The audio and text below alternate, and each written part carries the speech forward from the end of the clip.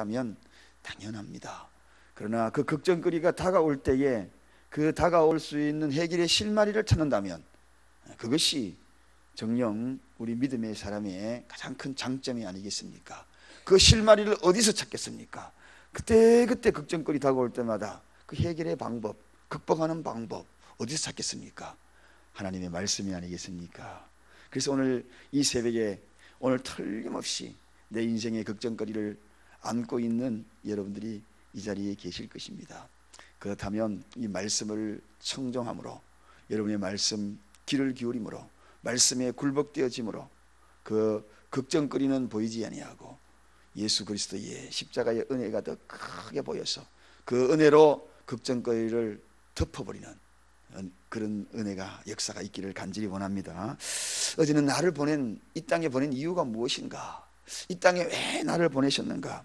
어떤 이들은 먹는 것 때문에 보낸 것 같은 느낌을 받을 때가 많아요. 눈만 뜨면 오늘 뭐 먹을까? 그런 사람은 먹는 것 때문에, 뭐 먹을까? 어떤 사람은 돈 때문에 이 땅에 보낸 줄 알고 있어요. 어떻게 오늘 돈을 벌까? 눈이 번뜩번뜩합니다. 어떤 사람은 어떻게 하면 권력을 쟁취할까? 물론 돈을 번다면 그 돈의 목적 근원이 뭔가? 마지막 단계는 복음이에요. 먹고 뭐 하려고요? 건강 얻어서 복음을 위하여. 다 목적지는 복음입니다. 열심히 땀 흘려서 여러분 일하시죠. 결국은 무엇을 위해서 합니까? 복음을 위해서 쓰임을 받아야 하는 것입니다. 물질도 그러고요, 건강도 그러고요, 권력도 그러고요. 우리 주님이 복음을 위하여 이 땅에 오셨다고 분명히 말하고 있지 않습니까? 그럼 우리가 그분을 믿는 우리가 가야 될 그 길은 어디입니까? 복음을 위하여 걸어가는 것입니다. 오늘도 그 복음을 위하여 걸어가는 순례자의 발걸음이 저와 여러분의 발걸음이 되기를 원합니다. 며칠 전에 그 어떤 기회가 있어서 필그림이라는 곳에 제가 하루 새벽에 안 나왔죠. 침묵의 동산이기도 하고, 그리고 순례자의 길, 그 길을 제 아내와 함께 걸었습니다. 근데 하루를 거기 자고 순례자의 그 발걸음들을 쭉 추적해 보니 참 인생이 어떤 것인가, 어떻게 살아가야. 필그림이라는 뜻은 순례자라는 뜻이거든요. 사람이 태어나서 인생의 쭉 발걸음에 마지막 종착역까지 가야 될 그 발걸음, 한 걸음 한 걸음씩 옮겨나가면서 그런 체험을 하면서 두 사람이 많은 생각을 했습니다. 우리의 인생이 과연 그 목적을 이루기 위한 것이 무엇인가? 이 복음과도 상당히 직결. 여러분, 마지막에 우리 손에 남은 것이 뭘까요? 우리 손에 남은 것이 뭘까요? 무엇을 가지고 있겠습니까? 아무것도 없습니다. 인생의 손에 가지고 있는 것은 아무것도 없어요. 결국은 인생의 손에 가지고 있지 아니하고 빈손으로 가야 될 인생인데 무슨 목적으로 우리가 살아가겠습니까? 오직 한 가지. 절망의 늪에서 허덕이고 있는 이들을 향하여 구원의 손길을 내밀어서 그들과 함께 주님 나라, 하나님 나라, 그 나라로 가는 것이, 이것이 우리의 목적이다. 물질도 건강도 권력도 모든 것이 인생의 종착역에는 필요가 없는 것입니다. 오직 남는 것이 있다면 복음, 예수 그리스도, 그것밖에 없는 것입니다. 사랑하는 여러분, 그래서 오늘도 여지없이 우리 주님은 그걸 향하여 발걸음을 옮깁니다. 어디로 옮깁니까? 그동안에 우리 예수님이 머물러 있던 장소는 회당 중심이었습니다. 이 회당. 그런데 놀랍게도 이 회당에서 예수님이 복음을 전하는 그 일들을 감당하는데요, 그 회당이 문을 잠그기 시작합니다. 예수님을 거부하기 시작했다는 것입니다. 안타까운 일이 아닙니까, 여러분? 오늘날 이야기하면 반대로 생각하면 교회가 복음을 전하는데 방해 요소들이 되고 있다는 것입니다. 오늘 다른 것이 방해가 아닙니다. 교회가 방해예요. 십자가가, 높이 들려있는 십자가 그 아래에서 있는 저와 여러분이 행여나 복음의 장애물이 되고 있지 않는가, 정말 생각해야 합니다. 오늘 회당에서 예수님이 말씀 전하는 것을 거부했다는 거예요. 거부하니까 이제 예수님이 발걸음을 옮긴 거예요. 어디로? 들녘으로, 산으로, 바닷가로 옮기고 있는 것을 보게 됩니다. 교회가 복음을 걸어 잠그는 것이 뭡니까? 여기에 사랑이 없는 모습을 보는 겁니다, 여러분. 여기에 용납이 없는 것을 보는 겁니다. 여기에 관용이 없는 것이 눈에 띄는 겁니다. 그러니 이곳에 와서 사람들이 사랑도 관용도 용수도 용납이 없는 이곳에서 어떻게 복음을 접할 수 있겠습니까? 복음이 무엇입니까? 용서입니다. 기독교는 한마디로 용서입니다. 관용입니다. 관용 속에 모든 것이 다 들어있는 거예요. 사랑하는 여러분, 오늘 우리는 이 사랑교회가 복음의 문을 닫는 그러한 장소가 되지 않기를 원합니다. 포용해 주는 겁니다. 다 포용해 주는, 누구도 포용해 주는, 예수님이 다 포용해 주는 장면이 오늘 본격적으로 여기 소개되고 있는데, 교회는 포용입니다. 보다듬어 줍니다. 안아줍니다. 어떤 단점, 어떤 약점이 보이더라도, 어떤 상황이더라도 깨안아주는 것이 이게 교회예요. 이게 교회예요. 오늘날 이걸 망각하니까 문을 닫게 되는 거죠. 문을 닫게 되는 거죠. 예수님마저도 교회에서 떠나고 있다는 겁니다. 제일엔드가 뭡니까? 안아주는 장소입니다. 안아주는 장소입니다. 안아주는 장소가 되지 못하면 이 교회의 십자가는 무기력한 십자가 되고 예수님이 떠나가 버리는 거죠. 회당을 떠나가 버리듯. 교회가 거부하는 이 모습에 예수님은 어디로 갑니까? 게네사렛 호숫가로 갑니다. 대전환을 이룬 겁니다. 대전환이에요. 복음의 장소를 대전환, 완전히 바꿔버리더라는, 촛대를 완전히 옮겨버리더라는 것입니다. 회당은 주로 예루살렘 주위에 있었지만 이제 이 호숫가는 예루살렘 주위가 아닙니다. 그 장소는 좀 다릅니다. 오늘 여기 본문에 보면 1절에 무리가 옹이하여 하나님의 말씀을 들었을 때 예수는 게네사렛 호숫가에 서서 하고 이렇게 소개합니다. 구약 때에는 이 게네사렛 호수를 긴네렛이라 이렇게 민수기 34장에 이렇게 소개합니다. 같은 이름입니다. 또 이 긴네롯이라 여호수아의 11장에는 이렇게 소개합니다. 같은 지명을 이야기하는 거죠. 그런데 신약 시대에는 이름이 이제 로마식으로 표기되기도 하고, 그래서 갈릴리 바다다 이렇게 표현하기도 하고, 디베랴 바다다 이렇게 표현하기도 합니다. 이 다 같은 내용입니다. 자, 이곳이 어떤 곳이냐? 길이가 남북으로 한 20km 정도 쭉 길게 뻗어 있고, 동서로는 길이는 20km 정도, 동서로는 약 13km 정도, 굉장히 넓은 호수죠. 그래서 바다처럼 보인 겁니다. 때로는 바다로 표기되기도 하고, 때로는 갈릴리 호수처럼 이렇게 보이기도 하고, 엄청난 13km 폭이니까요. 엄청 큰 거죠. 거기에는 주위에는 약 9개 도시가 있어요. 15,000명 정도 이상의 도시들이 9개가 그 주위에 형성이 되어 있는 겁니다.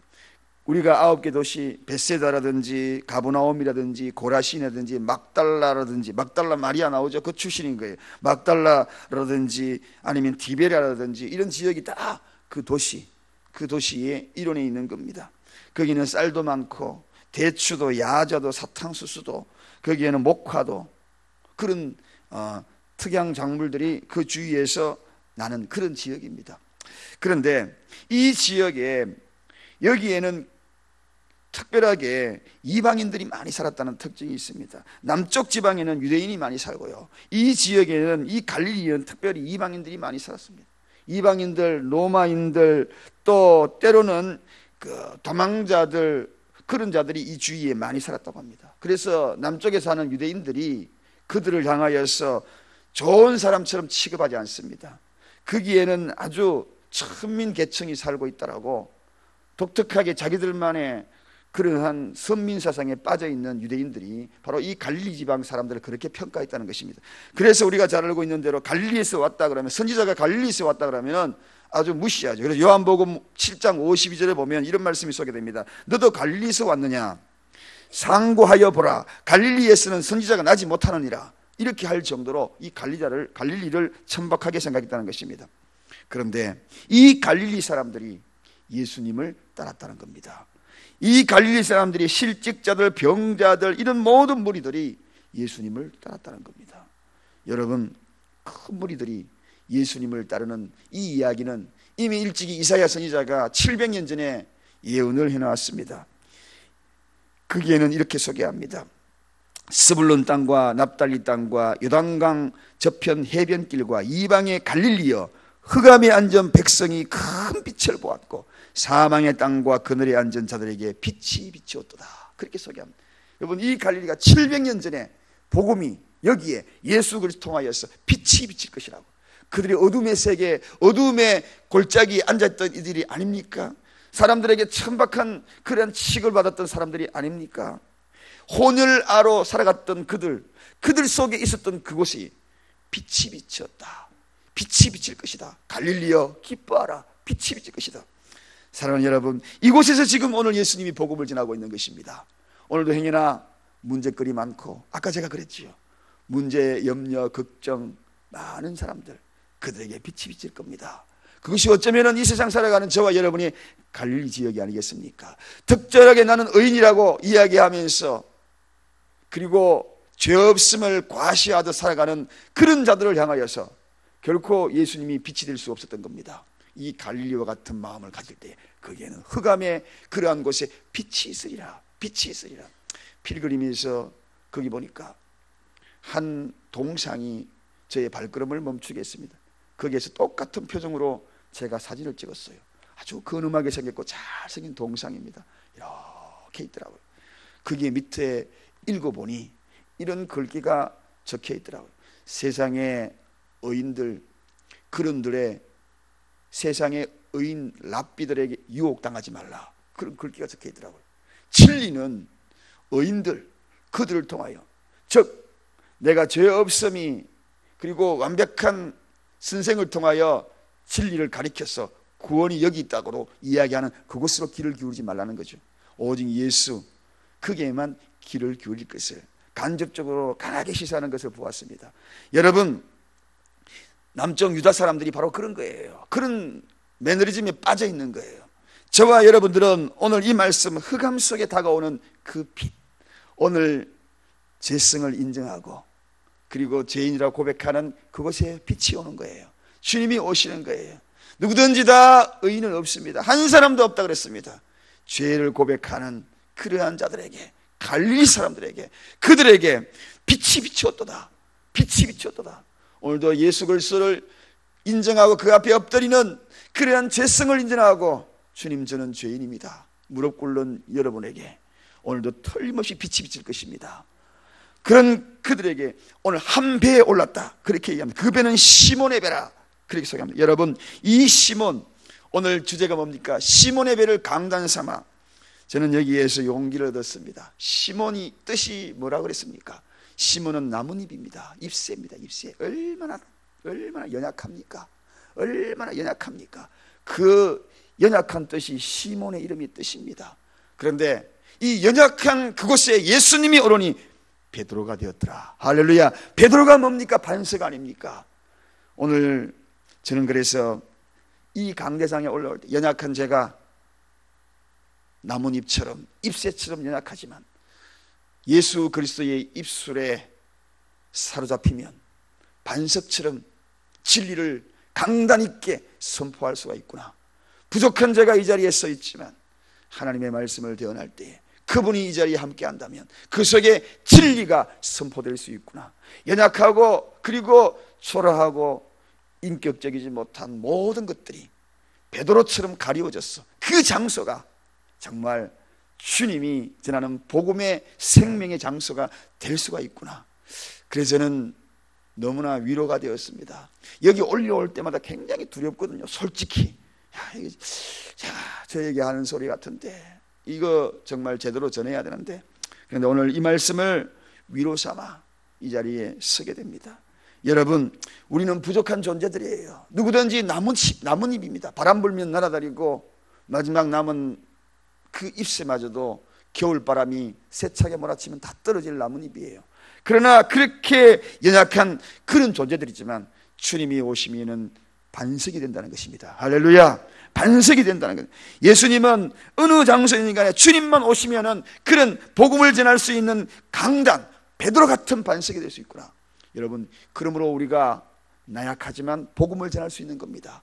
어느 장소에든지 간에 주님이 나에게 오시면 내가 베드로처럼 반석이 되어서 나는 연약한 나뭇잎처럼 이리저리 날아다니는 그런 존재일다 할지라도 주님이 나에게 오시면 나는 베드로처럼 반석이 될 수 있구나. 복음을 전할 수 있는 능력을 받을 수 있구나. 여러분, 사랑하는 여러분, 오늘 이 말씀을 정리하면서 여러분의 가정도 시몬의 배에 주님이 오르시는 은혜가 있기를 원합니다. 여러분이 머무는 장소, 그 장소에 주님과 함께 가면 베드로 강단이 되는 겁니다. 두려워하지 마십시오. 선포하십시오. 외치십시오. 그리고 당당해지십시오. 주님이 오르시기만 하면 됩니다. 우리 가정에 주님이 들어오시면 됩니다.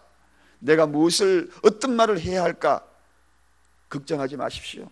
성령께서 무슨 말을 해야 할지 다 일러주신다고 분명히 이야기했지 않습니까? 사랑의 프로포즈를 준비하면서 어느 장소에서 복음을 전하면서 두려워하지 마십시오. 당당히 전하십시오. 주님이 오르시면 강단이 되는 겁니다. 어느 장소도 다 강단이 되는 것입니다. 오늘 청중들이 다양한데 가까운 데 사는 사람, 먼 데 사는 사람, 고기 잡던 사람들, 어부들, 세간들, 귀신 들린 자들, 그 어떤 장소에 도망쳐온 자들, 그들에게도 복음을 전하는 그러한 모습, 이 모습이 우리의 모습이 되어서 오늘 하루의 발걸음이 되기를 원합니다. 이 땅에 보내신 이유, 그 이유의 연장선상에서 오늘도 저와 여러분의 발걸음을 옮겨가는 하루가 되기를 간절히 축원드립니다. 기도하겠습니다. 하나님 아버지 감사합니다.